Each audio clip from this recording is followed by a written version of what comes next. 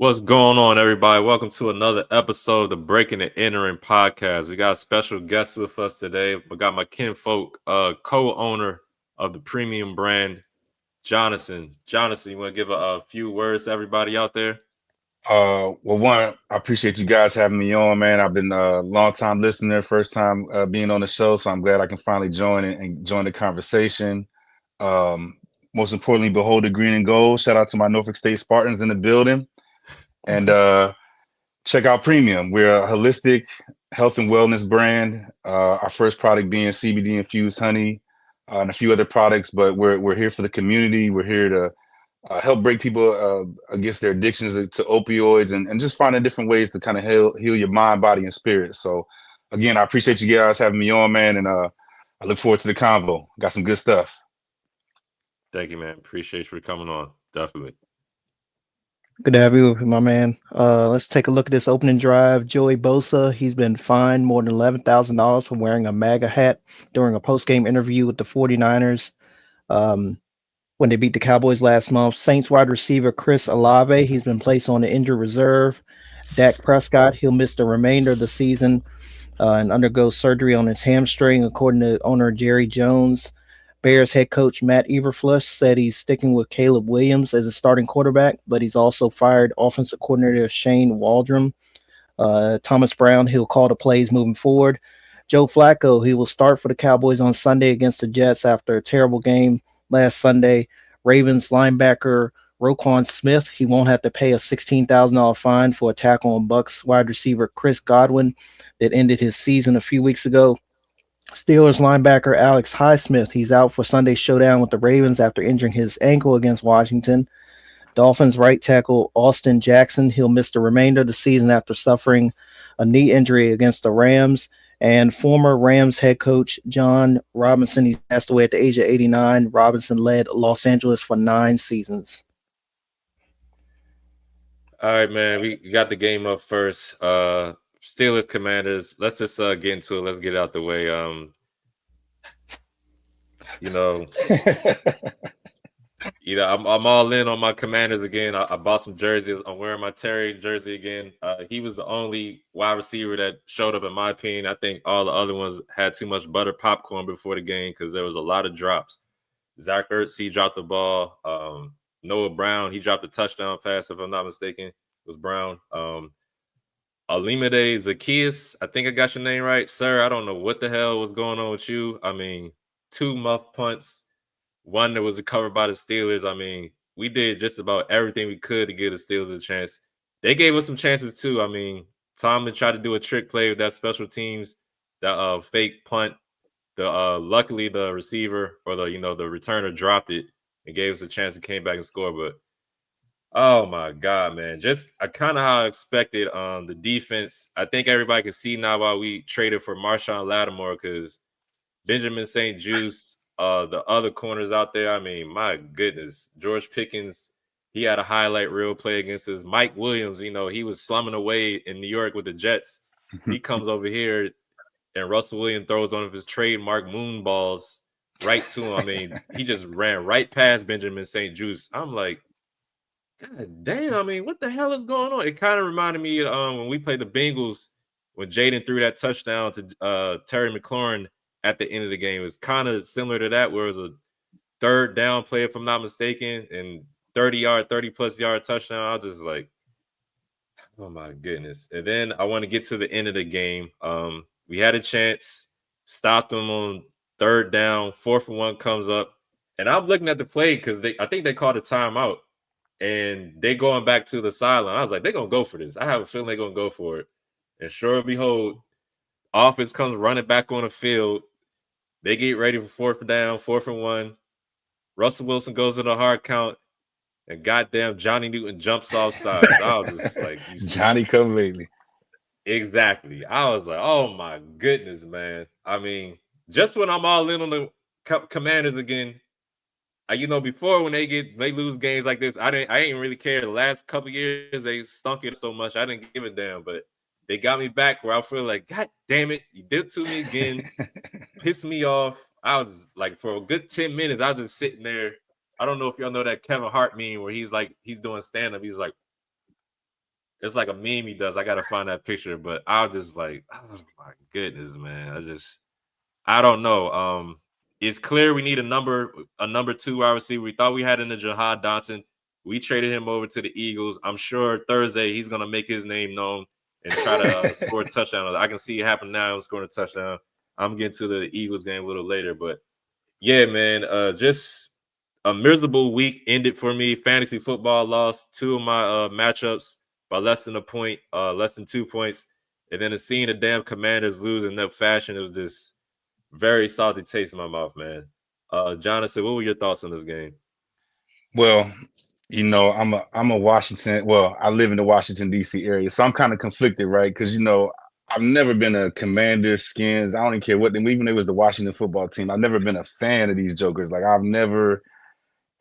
they've never been in my top five teams that I've liked. That's just on me. But I'm actually glad when I see them do well though, because it always feels like the city is doing good. Like maybe it's a little bit less crime in the streets. Like it's just a happier energy. It's kind of like when RG3 was really doing his thing. Uh, But also, I'm a Coach Tomlin guy though. Like I don't have any affiliation or loyalty to any team. I'm more like players and coaches. But I've liked Tomlin since the day he stepped into the scene, and like I've always liked the way he's just been a good coach. And I said it to myself in my notes. I was like, these are two Coach of the Year candidates, and I think they're well deserving of it, especially because Dan Quinn over here in Washington, because he's really turned around that franchise. It might be just the lifting of the Daniel Snyder curse.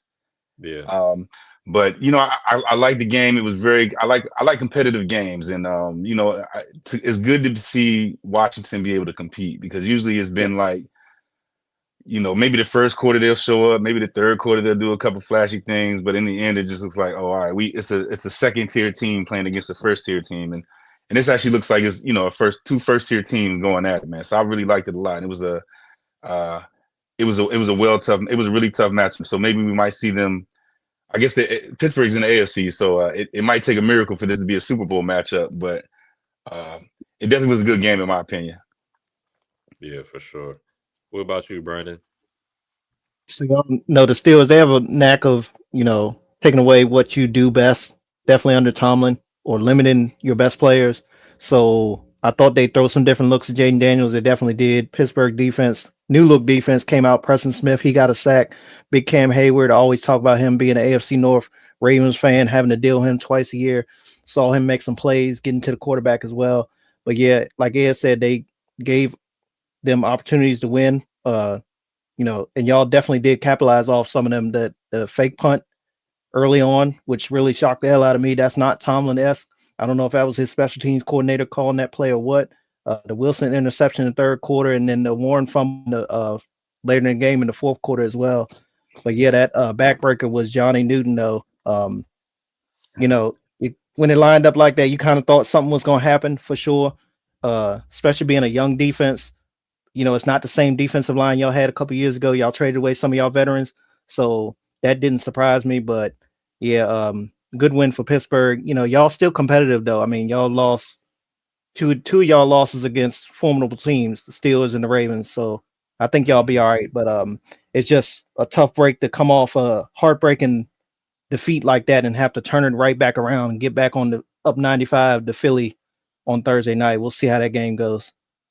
Yeah, I think these are the type of games that definitely make or break it. So hopefully they make it, but I don't know. We like you said, we got Philly next.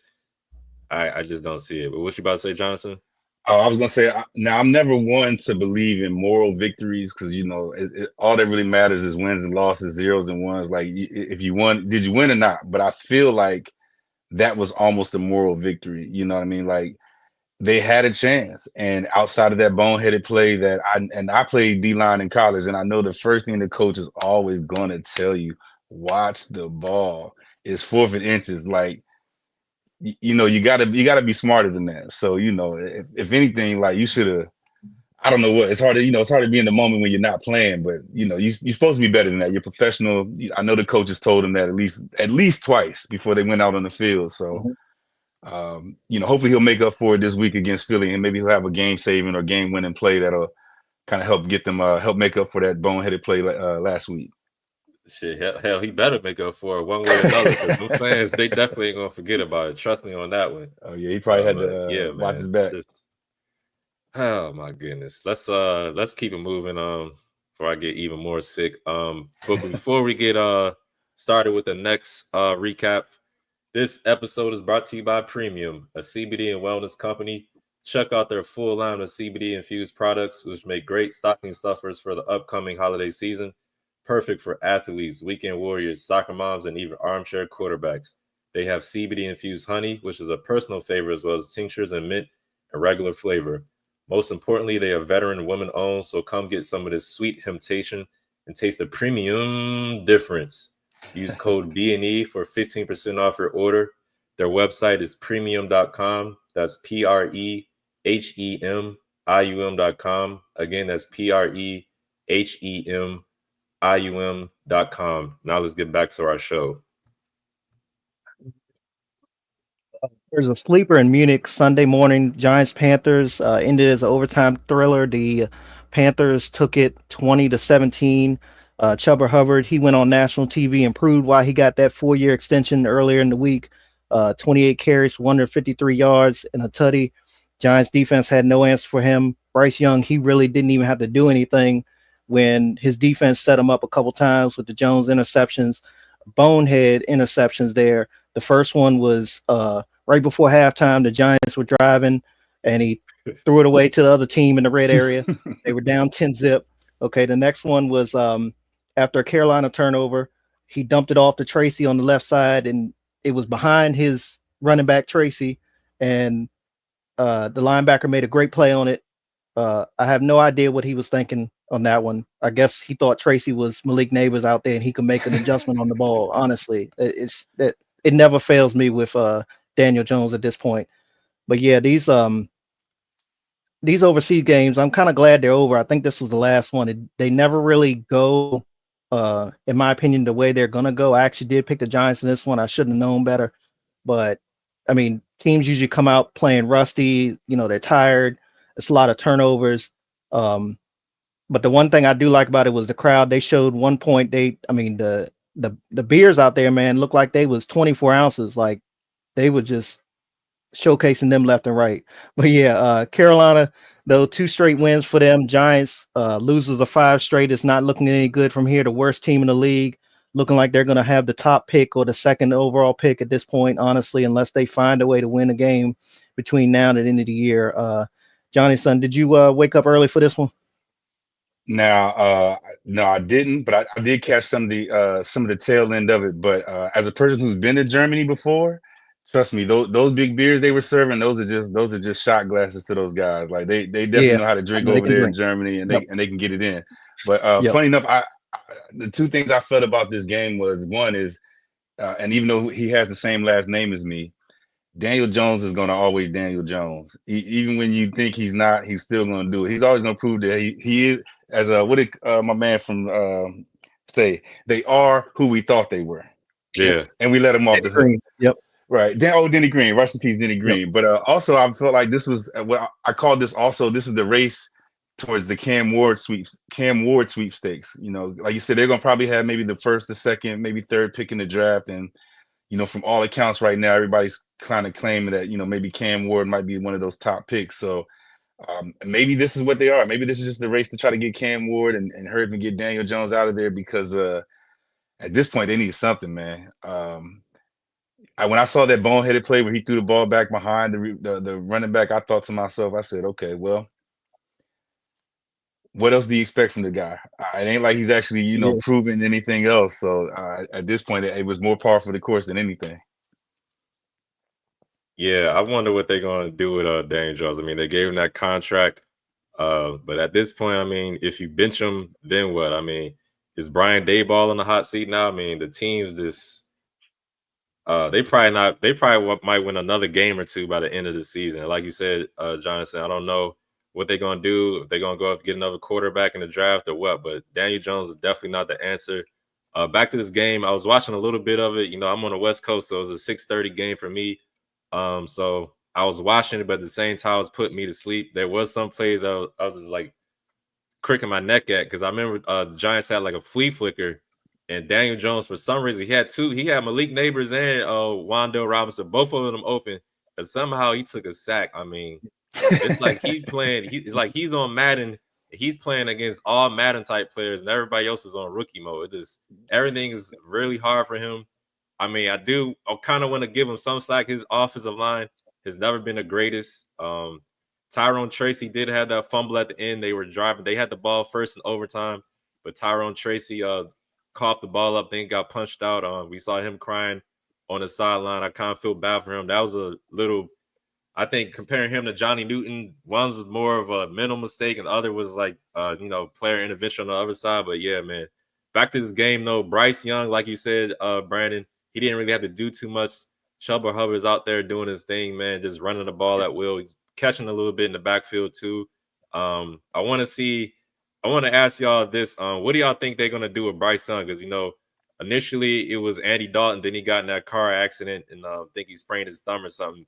Do you think they should just stick with Bryce Young going forward? Do you think they should like go back to Andy Dalton? What are y'all thoughts on that, Johnson? What you think? Well, actually, I had that in my note that I was actually glad to see that Bryce Young is getting another opportunity. I think he probably had a rough patch, and everybody kind of goes through that. But I was glad to see that he's kind of at least been able to be a professional about it, and and just try to work his way back to things. Because you hate to see a young guy like that, especially when he's thrown into the fire like that, just kind of lose his way when this league is very unforgiving. So I'm hoping they stick with him. I hope he continues to at least flourish and maybe not mess it up. But at this point, you drafted him as your franchise guy. To try to do anything else to try to not develop him wouldn't make sense. So my hope is that he continues at least that he doesn't regress, but he continues at least either stay even or somewhat still try to go up a little bit more. I would have to agree. I mean, first overall pick in the draft last year, you got to stick with him. They traded away two wide receivers. Yeah, they weren't exactly the best guys out there. He's had to trade. I mean, he's gone through. This is his second offensive coordinator, so they got to keep the coach. If that's the case, I've talked about this with Ed several times. When you got a young quarterback, it's best to keep their offensive play caller with them. I'm not saying he's the best offensive play caller, but keep the guy with him during the all season. Let him get a full all season together from the end of the season through training camp and see how it goes next year. Honestly, I mean, you don't have much invested in him financially. Besides, I think he had some guaranteed money because they started, up in the rookie contracts lately. But besides that, just go ahead and build around him, draft some wide receivers or something and put around him because you got a good run game around him. So yeah, I think as long as the coach stays there, they should keep him as well. Yeah, I think they should stick with Bryce Young as well, but we'll definitely see what happens. Mm-hmm. I mean, if they brought back Cam Newton for a couple times, I mean, shoot, they Bryce Young at least deserve at least the rest of the year. He needs at least a year, yeah, for real. All right, y'all, let's get into this divisional matchup, NFC South. My guaranteed pick of the week, which I got wrong. I had the Falcons beating the Saints. I'm going to get into it, but Johnson, I'm going to let you go first, man. What did you think of this game? So, I felt like, I was just kind of looking back over the stats of that, I was like, it was a very just uncharacteristic Kirk Cousins game. And I don't know if that's just the voodoo magic of playing in New Orleans. They always kind of have some of that special something in the air that kind of just changes some of the stuff. But I was like, I just was surprised by it. But I also, on the other hand, I was surprised at David Carr. I was like, maybe those tweets that what's his name? What's that receiver name? Michael the guy Thomas who got hurt. Yeah, thank you, Michael Thomas. Yeah. I guess those tweets maybe got to him because I saw he actually had a good game. He distributed the ball evenly or well. He didn't put anybody in any crazy predicaments. Everybody walked off the field. There weren't any crazy injuries because he left his receivers out to dry. Chris Olave, yeah. But it was a game that I really felt like, from all accounts, it was supposed to be a win for Atlanta because Bijan Robinson had 100 yards and 2 tuds. The defense was pretty nice, but I guess it's that New Orleans magic, man. Who's to say when you're in that Superdome, man? Ain't no telling what can happen. So maybe they had some bad beignets, or I don't know. But me and Kirk Cousins, I've always felt weird about him because I don't have any affiliation with any teams, but I was like, damn, why they do my man RG3 like that? Now, granted, it ended up being a smart move in the end when he got hurt, but it was like I never really pictured Kirk Cousins to be just that guy. But the game is the game of NFL is to last and last to your next contract or keep playing to your next contract. So I'm never gonna hate on the player, but maybe they'll pick it up next week. Yeah, maybe. And trust me, I never thought Kirk Cousins was that guy either, even with his time in Washington. But yeah, man, guaranteed pick of the week. I thought even with the new coach that the Saints had, I thought the Falcons had this one in the bag. Kirk Cousins does Kirk Cousins things. He throws an interception at the end of the damn game. But I want to put my attention to the kicker for the Falcons. Name pronounced Young Waku. But if you look at the spelling, you would think it's Young Hoku, and he played like a young ho. 1 of 4 field goals. He goes 3 or 4, they win a game. 2 or 4, they overtime at least or something. But he's had the yips. Kind of like he in that category with your boy Justin Tucker, Brand. I mean, he's missing kicks that he normally makes. He missed the one from 40 to 49 yards. He also missed a 50-plus yarder. So I don't know what's going on with him. And then the Saints side of the ball, Marquez Valdez-Scantling, MVS, he looking like Randy Moss when he played. Who was it? They played the Cowboys back in the day. We had like 3 catches, 3 touchdowns, 100 and some front yards. I'm like, God damn, are y'all going to cover the dude? He looking like Any Given Sunday, my boy. From Any Given Sunday, y'all there. Like, God damn, man, y'all gonna cover this guy or what? This is crazy. Derek Carr, like you said, Johnnyson, Derek Carr had a good game. The Saints gave him a chance at the end, though. They had they would have scored, but Alvin Kamara dropped the gift. It fell right out of his hands, like hit him right in the hands, and he dropped it. If we'd have caught it, he would either scored a touchdown or ran it and took a kneel down or something right before the game just ran out the clock. But nope, Falcons got a chance. Kirk Cousins driving the ball downfield, and then Kirk Cousins, in my opinion, does Kirk Cousins things. When the game gets going, Kirk Cousins gets going. He throws a damn interception, and that was pretty much the end of it. So, Young Hoku, I'm gonna call him Young Hoku until he makes another damn field goal. I'm sorry, I try not to disrespect players and make fun of players myself, but God damn it, man, he pissed me off. I got him on my fantasy team too. That's another reason I'm a little more pissed than usual about this. But yeah, man. Thank you, Saints, for making me look like a damn clown and get my damn guaranteed pick of the week wrong. Brandon, what were your thoughts on this game?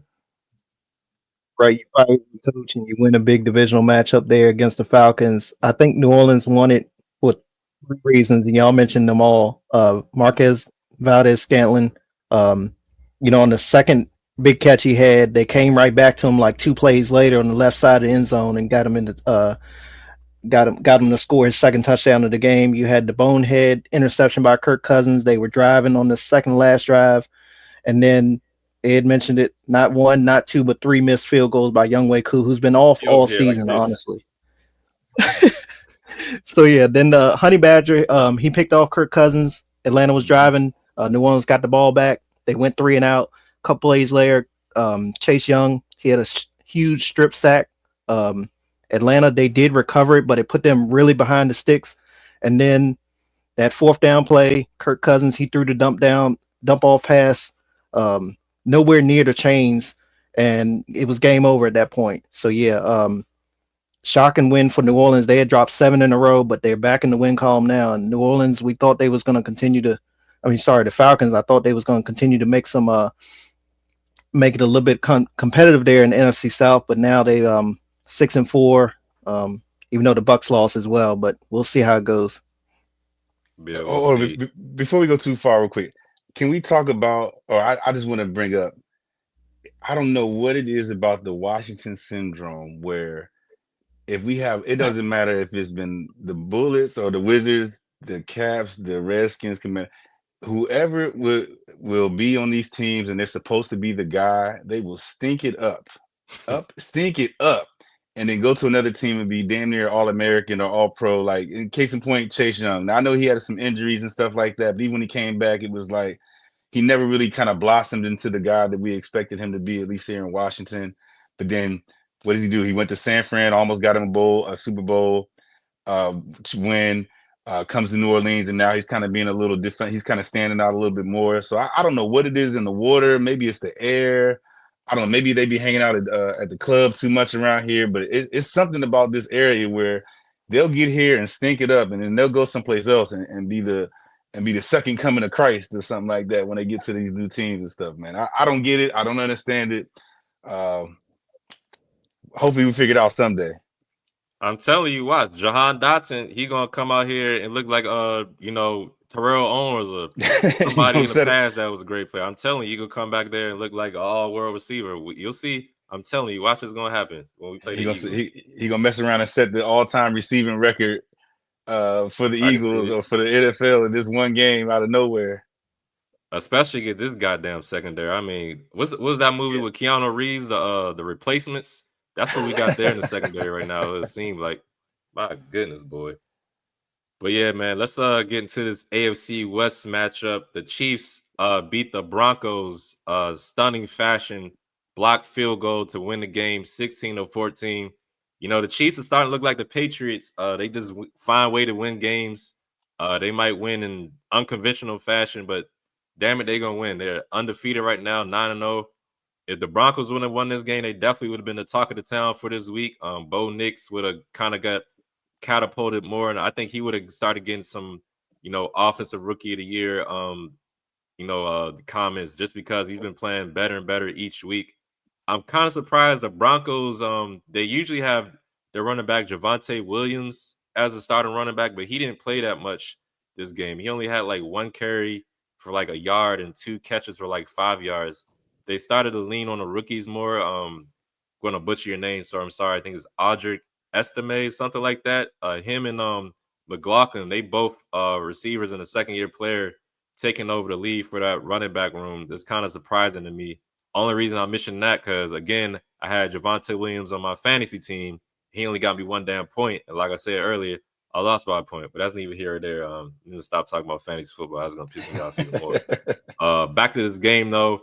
I think the Chiefs, man, I don't think they're going to go undefeated. I think the Bills are going to beat them next week, but I definitely see them making another deep playoff run. I can definitely see them on that road to getting a three-peat for the Super Bowl. They're going to get healthy at the end of the season. I think Pacheco is coming back soon.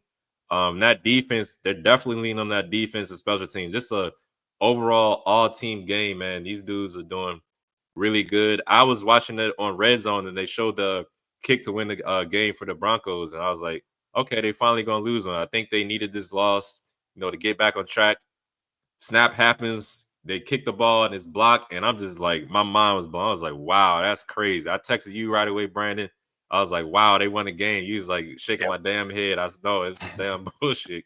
I want to get your thoughts on this, man. What did you think of this game? Yeah. Broncos had them. They had the Chiefs exactly where they wanted to. Honestly, you mentioned it right there at the end of the game, down by 2, just outside of the 2-minute warning. They're driving. Kansas City, they're notorious for having their timeouts at the end of the game. I think they entered that final 2 minutes with only 2 timeouts, if I remember correctly. Get down. It's 3rd down and 6 at the 30.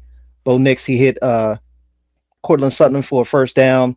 That left them with no timeouts. Next thing you know, they line up for that field goal, and I'll be damned if it was blocked by Leo Chanel. Never even heard of the guy, honestly. I say it all the time. Strange things happen against Kansas City and there in Kansas City.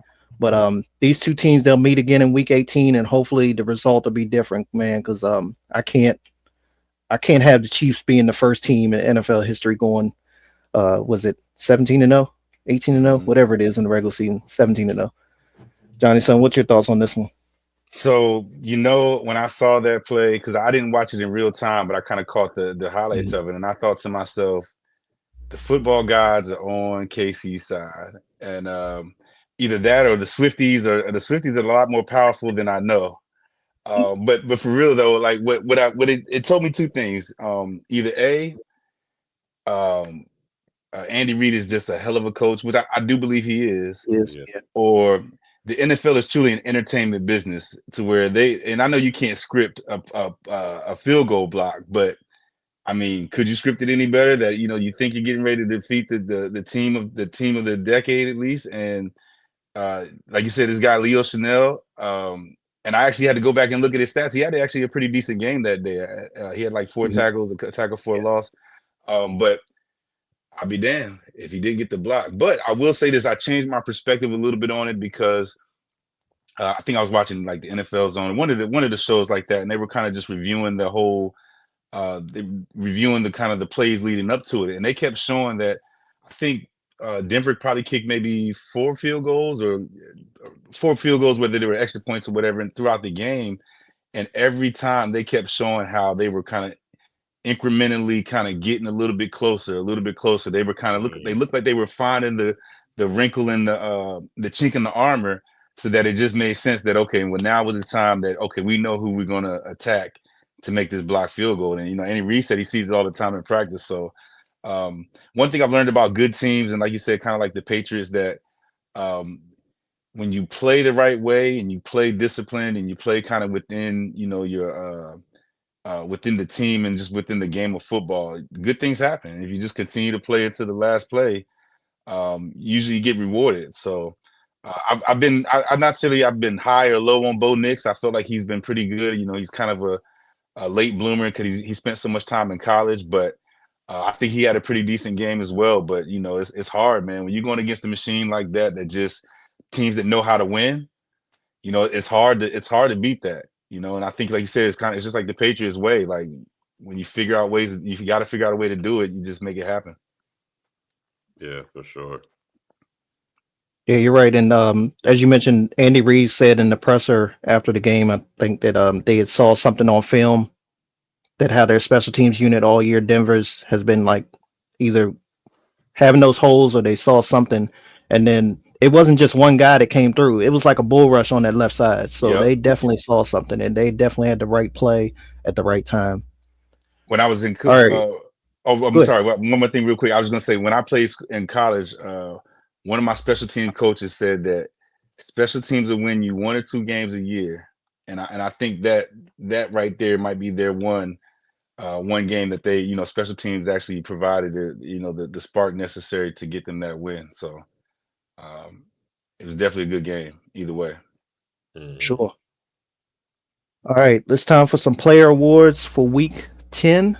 Offensive player of the week, I got Ricky Pearsall, rookie first round pick out of University of Florida for the Niners. He scored his first touchdown of his career against Tampa Bay a couple months after he was shot during the preseason. Congratulations to him and his family for winning both on and off the field. Johnnyson, you got player awards, offensive So player. yeah, so for offense, I gotta go with my man because I'm like I said, I'm not affiliated with any team, but I do like players, and I love watching Lamar Jackson do his thing, man. And I felt like his matchup against Joe Burrow was a great game, and I watched that game as well. But it was just I like to see that anytime Cincinnati scored, I seen Lamar was like, okay, cool. Like let me get my helmet. Like it's go time. Like let's go. Let's pick it up. This don't mean nothing that he scored. Like we're gonna go right back down and we're gonna do it ourselves. We're gonna match that energy. So it was good just to see him have control of the offense.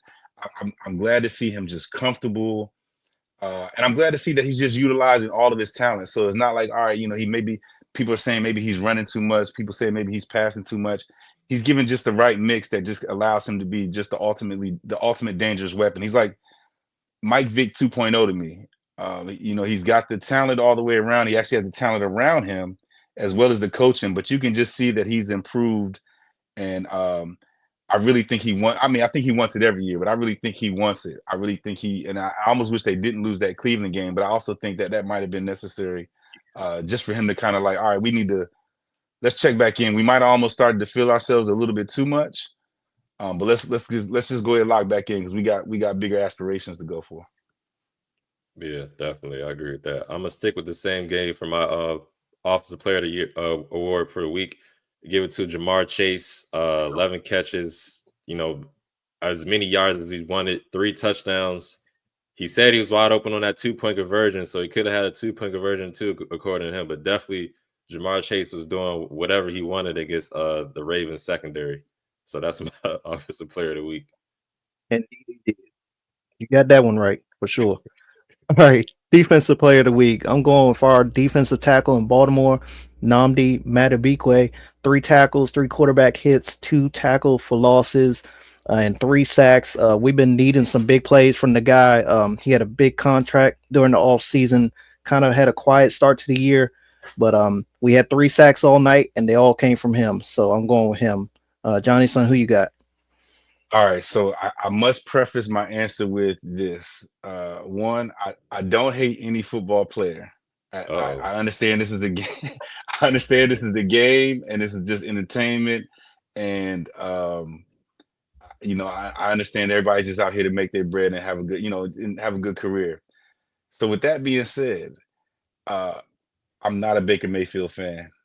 I, I'm I'm not Understood. I'm not gonna say I'm anti Baker Mayfield, but like I respect. He was a walk on. He did his thing. He earned his stripes. He's played well and all that. But I'm just not a Baker Mayfield guy. So my defensive player of the week actually goes to the whole San Francisco 49ers defense because they were able to get that victory against Tampa Bay and kind of hold Baker Mayfield to in check. And most importantly, they got the win. So that's my pick for the whole San Francisco defense gets the award for me this week.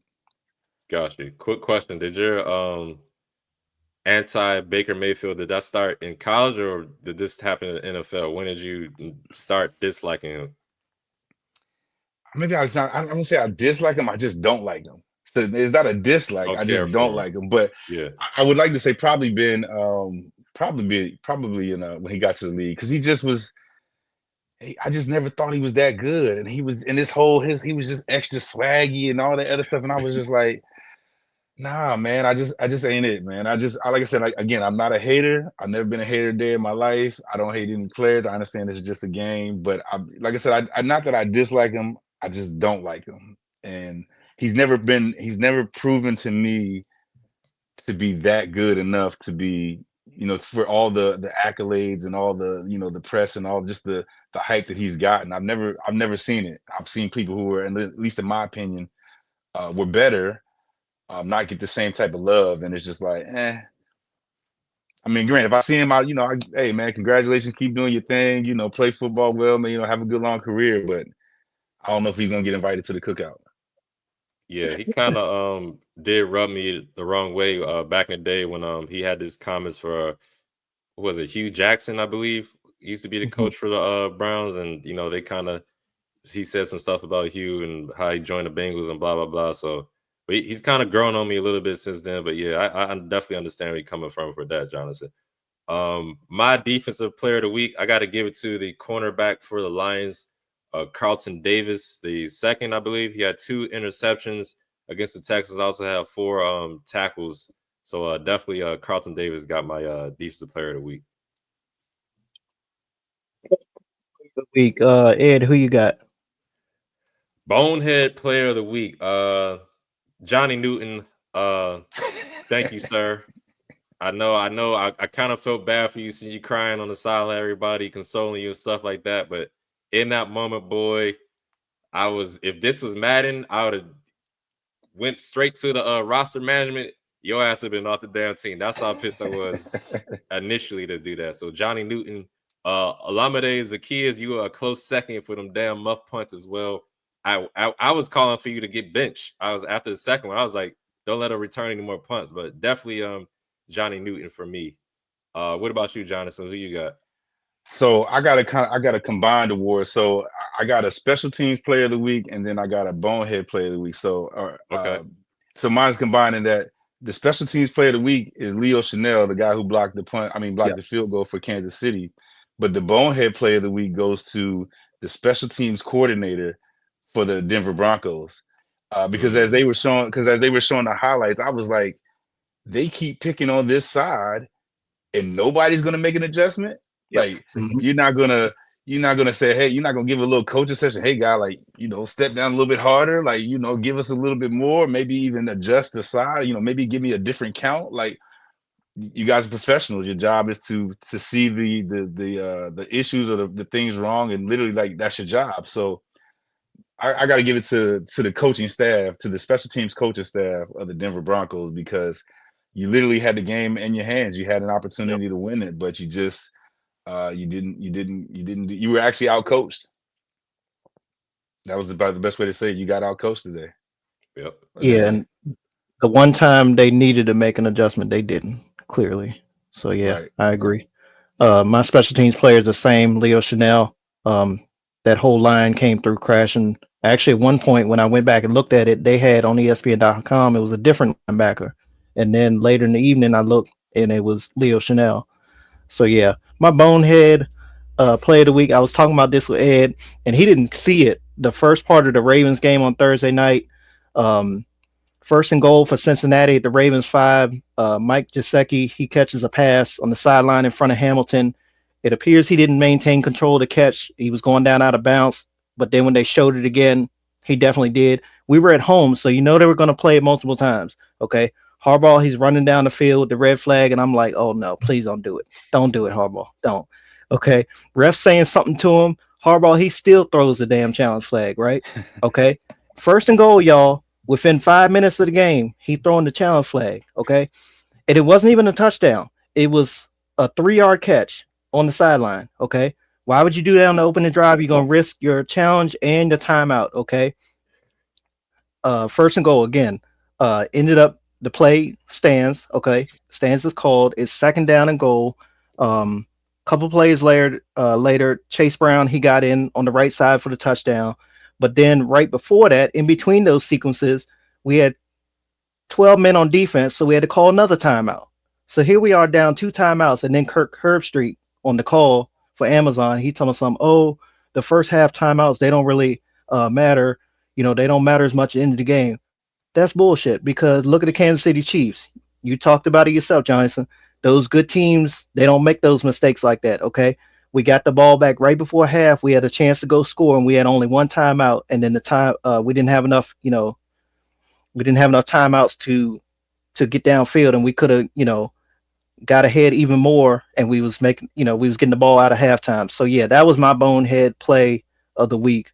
Honestly, that was one of the dumbest challenges I've ever seen before in my life. For real, bro. Like, why the hell would you throw that first and goal from the 5 when it was a 3 yard difference? And our secondary been trash anyway, so we knew they was getting in the end zone anyway. Like, One come way or on, another. Right. damn. It's very That's Jim stupid. Harbaugh like, or John Harbaugh like. It was very uncharacteristic of him. Yeah, he had a challenge like that a couple weeks ago. Last year, it was I think the last couple years it was him going for it on fourth down when it wasn't necessary. He didn't kind of swayed away from that this year. He ain't been doing it, but these stupid ass challenges, he's doing that. I don't know where he's getting it from, but it's got to go because we're getting ready to play Pittsburgh twice. We still got Cleveland again. We got his own brother in a couple weeks as well. Go down to Houston. Yeah, I mean, those are good teams coming up. Can't make those mistakes like that. Agreed. Definitely. All right, let's get into these other games of Week 10 real quick that happened over the weekend. Of course, last week, Thursday Night Football, we had the Ravens sweep the Bengals in their series 35-34. Patriots dominated the Bears 19-3. Bills beat the Colts in Indy for the first time since 1999. That was a good year. 30-20. 49ers sneak past the Bucks 23-20. Vikings score all field goals to beat the Jaguars, and Brandon's guaranteed pick of the week 12-7. Chargers over the Titans 27-17. Cardinals grounded the Jets 31-6. And Eagles destroyed the Cowboys in Jerry World in Arlington 34-6. And then we had that Sunday night game. Goff throws 5 interceptions, but his Lions topped the Texans 26-23. I think I saw some stat like it was like the first time since like 1932 or something. Basically, when they were still wearing leather helmets, where that many turnovers happened, the other team still won a game. So yeah, Brandon, which of these games caught your attention the most? Definitely was taking that one there in the Windy City. Chicago gave up 9 sacks. That's 15 in the last 2 games. 2 straight games for the Chicago offense without a touchdown. It's led to their offensive coordinator getting fired. Welcome back, Christian McCaffrey there against the Bucks. 107 scrimmage yards down there in Tampa Bay. Arizona's defense, how good have they been at home lately? 0 touchdowns in their last 3 home games against the Jets. I mean, it was the Jets. So just saying. And then the Eagles and I can't remember who they played. The Cowboys. Sorry. Um, Saquon got his first career win against the Cowboys. He never beat them in New York. Kellen Moore, he went back to AT&T Stadium, got a win there against his former team. And then the Cowboys, they're the first team in NFL history. I don't know if y'all heard this or not, to lose 5 straight home games after trailing more than 20 points in each of them. Jeez. Yeah. That's a damn shame. I forgot to mention too, the Dolphins beat the Rams last night, Monday Night Oh Football, yeah. 23-15. I'm looking at the schedule. I don't know why the hell looking at it now, thinking back, I don't know why the hell I chose the Falcons as the Saints as my guaranteed pick. When I'm looking at the Chargers and Titans, I should have picked that one. I was watching that game. I was like, the Chargers gonna beat this team. They was whooping their ass. The score was kind of closer than it seems, and the Titans scored some touchdowns late, but definitely Chargers over the Titans. I should have picked that one. Um, Niners Bucks. I was kind of I don't want to say rooting for the Bucks, but I would have been like kind of happy to see the Niners lose that game. I don't know if y'all saw my boy Big Debo Samuel mush one of the special teamers. It wasn't Jake Moody. I think it was like a lone snap. I don't know who it was, but he mushed somebody. A dude should have swung on Debo. He tripping mushing that man like that on national television. What's wrong with him? And then the Vikings over your boy Mac and Cheese, Mac Jones. If Trevor Lawrence would have played, I don't know. I think the Vikings might have lost that game. I don't know. Mac Jones, definitely your audition to be a starter, it definitely did not work out. You better hope you can still get another opportunity as a backup, because that's what you're going to be regulated to the rest of your career is looking like, because that was a goddamn awful performance on your part. And then the Cardinals over the Jets. We both talked about it, Brandon, the last couple of weeks when Devontae Adams got traded, how we didn't think that trade was going to do much for the Jets, and it's still looking that way. I mean, they fired Robert Saleh, and that defense has gotten worse and worse each week. I mean, definitely looking like a bad decision by the owner, Woody Johnson. He's looking like a bigger clown. I know Rex Ryan clowned him when he first happened. I think Bill Belichick said, the Jets do what Jets do. So definitely not a good look for the Jets and that ownership, and they just keep looking worse and worse. I wonder if Aaron Rodgers is going to keep going on the Pat McAfee show each week after they lose games. Jonathan, any of these games catch your eye or grab your attention the most? Well, yeah, I think like you just said, that one is that Jets game because everybody had. I saw something today was like they fired the head coach thinking that was the problem, and that seems to be the complete opposite of the problem and stuff like that. And it seems like I've you try to root for Aaron Rodgers because he's always been he's somebody that you would like to see do well, but so I have a bone to pick with Stephen A. Smith, right? Because Uh-oh. and I mean just a slight bone, pause, because he has always talked about Aaron Rodgers being a bad man and all that, but literally the guy got one Super Bowl win. I think he's only been to the Super Bowl maybe twice, maybe 3 times at the most, and that's maybe. Granted, he's got some yardage and he's done his thing, but he's never really been a super winner. Like he's never really had um he's just never had all the stuff to match up with it. Now, granted, he's been in a personality. He's won some games and stuff like that, but it's like for as much as they were trying to make him seem like uh he was the heir apparent Tom Brady, like you're not even in the same. I mean, you're in the same league, but you're not in the same league as Tom Brady, and so it's like I saw that and I was like, man, why do they always keep giving him so much praise and hype for somebody who I always didn't feel like deserved it? But I know that's just the game of football. And, you got a story to tell, and you got to kind of have your players and your superstars that you try to make a difference for. I mean, not make a difference, but you try to promote. But it just, yeah, I don't know, man. It's been weird. And the other game, I was trying to remember the other game I was thinking of for a second, but it just slipped my mind. But I really just took a look at all the games, man, and it's been a weird season a little bit, just because a lot of the teams who you expected to kind of play well or play better this year haven't. Trevor Lawrence, like you said, even though he's not playing now, I'm starting to wonder, like, when is the rose or when does the shiny or the new car smell wear off on him? Because he's He was another guy. He had a lot of praise coming out of Clemson, and even though he had that one good year, but somehow people are just, he was supposed to be the next, Jesus Christ coming into the game and playing, but he's been sorry, and so it was just it's been a season of unexpected people, but outside of that, man, I think that's the Jets is really the one that I'm really been paying attention to the most, because I'm thinking to myself, like, at a certain point in time, you got to stop making excuses and kind of point the finger to where a lot of the blame, I think, starts, and I think it starts with Aaron Rodgers. Yeah, definitely. He definitely, I think, is a major voice behind the scenes. So definitely looks funny in the light for Aaron Rodgers. Also, I want to talk about that, the Patriots Bears game. I think, Caleb Williams and the Bears, that Hail Mary victory we had, the Commanders had against the Bears, definitely is still lingering on them, because I thought they Yeah. would be able to beat the Patriots, but Caleb Williams hasn't been playing well. The old line can't protect them. I mean, they basically like a swinging gate. Anybody can get through them, and like Caleb Williams is taking a beating. The offense is terrible. I mean, we seen the viral clip last week. DJ Moore walking off the field. He said he was injured. Said he's rolled his ankle, but still wasn't a good look. So I don't know what's going on with the Bears, but they definitely are on a slump right now too. And then I don't know if y'all saw the comments Micah Parsons made after the game, talking about Mike McCarthy, where he's basically like, he can go wherever he wants to go. I don't care. Basically, he was talking about more about Zach Martin and how he feels about him. But those definitely weren't good comments to make about your head coach right after a game. Want to see?